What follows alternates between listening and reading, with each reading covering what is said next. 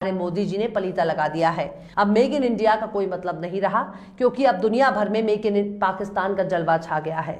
जी हाँ, हर बात को देशभक्ति और राष्ट्रवाद से तौलने वाली की सरकार में अब मेक इन इंडिया का क्रेज खत्म हो गया और अब मेक इन पाकिस्तान छा गया है। दरअसल भारत का कपड़ा उद्योग बांग्लादेश से भी पीछे हो चुका है। कोरोना काल के दौर में बांग्लादेश की अर्थव्यवस्था हमारे देश से कहीं ज्यादा बेहतर साबित हुई, लेकिन अब पाकिस्तान ने बांग्लादेश को भी विदेशी कारोबार के मामले में पछाड़ दिया है और अब भारत के हक में आने वाले पैसे से दोनों हाथों से अपनी झोली भरने में लगा हुआ है।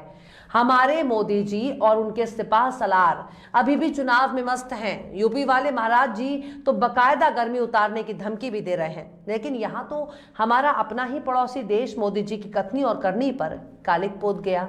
दरअसल पाकिस्तान इस वक्त टेक्सटाइल इंडस्ट्री में भारत से भी ज्यादा ऊंचाइयों को छू रहा है और इसकी सबसे बड़ी वजह भी भारत ही है, क्योंकि कोरोना काल में जब दुनिया भर की नामी गिरामी कंपनियों ने भारत को ऑर्डर दिया, तब हमारे विशाल देश ने उन ऑर्डर को लेने से इनकार कर दिया। नतीजा ये हुआ कि पाकिस्तान ने उन नामी गिरामी और ब्रांडेड कंपनियों का ऑर्डर लेना शुरू कर दिया। बड़ी बड़ी कंपनियों ने अपने ऑर्डर भारत से छीनकर पाकिस्तान की झोली में डाल दिए, क्योंकि भारत उन कंपनियों के ऑर्डर को समय से देने में सक्षम नहीं था, जिसके बाद तो पाकिस्तान की बल्ले बल्ले हो गई। इमरान खान ने रातों रात कई ऐसे कारनामे कर दिए जिसके बारे में किसी ने सोचा नहीं था।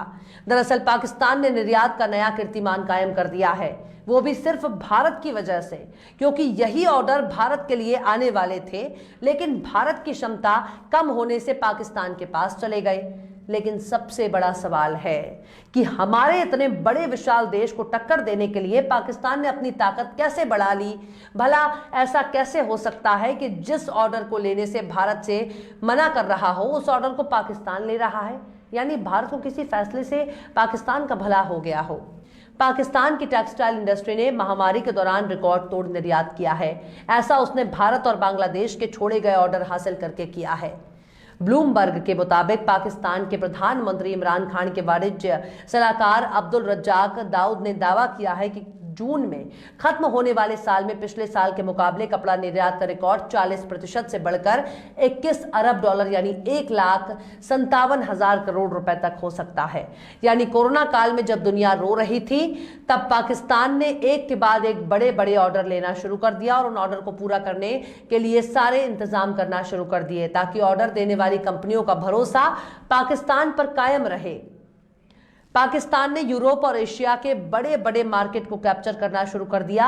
अमेरिका और यूरोप में खरीदारों के लिए डेनिम जीन्स से लेकर तौलिए तक की सप्लाई करता है।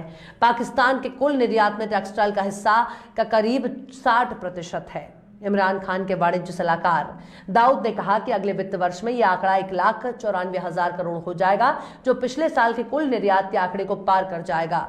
पाकिस्तान का कपड़ा उद्योग तेजी से आगे बढ़ रहा है। इससे भी ज्यादा हैरानी वाली बात यह है कि पाकिस्तान के आगे बढ़ने के पीछे की वजह है भारत।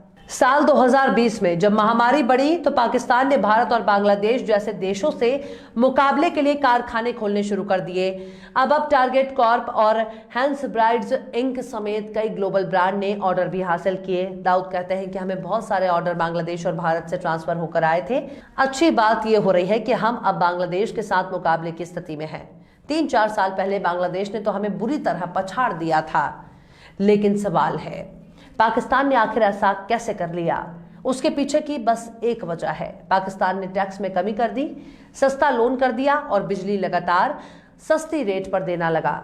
इमरान खान के सलाहकार दाऊद कहते हैं कि उनकी सरकार अगले महीने अफ्रीका, दक्षिण अमेरिका और मध्य एशिया जैसे नए बाजारों में निर्यात को बढ़ावा देने का प्रस्ताव जारी करने की भी योजना बना रही है। दक्षिण एशिया में मुकाबले की नजर से अगर देखा जाए तो पाकिस्तान में दोगुनी कटौती कर दी, सस्ते से सस्ता कर्ज दिया और बिजली सप्लाई के बेहतर इंतजाम कर दिए, जिससे उनके कारखानों की ताकत मजबूत हो गई। पाकिस्तान में बेरोजगारी होने की वजह से कम लागत में ज्यादा कामगार मिलने लगे। पाकिस्तान ने टेक्सटाइल इंडस्ट्री को और मजबूत करने के लिए कामगारों को ट्रेनिंग भी देने लगा, जिसका फायदा यह हुआ कि ऑर्डर देने वाली कंपनियों को समय पर तैयार माल देने लगा, जिससे पाकिस्तान पर दूसरों का भरोसा बढ़ा है। भारत को सस्ते रॉ मटेरियल के साथ ही चीन पर लग रही पाबंदियों का भी फायदा पाकिस्तान को मिल रहा है। दुनिया भर में चीन के खिलाफ बन रहे माहौल का फायदा भी पाकिस्तान उठा रहा है। ऐसे में अमेरिका और यूरोप की कंपनियां खरीद के लिए भारत, पाकिस्तान, बांग्लादेश और वियतनाम जा रही हैं।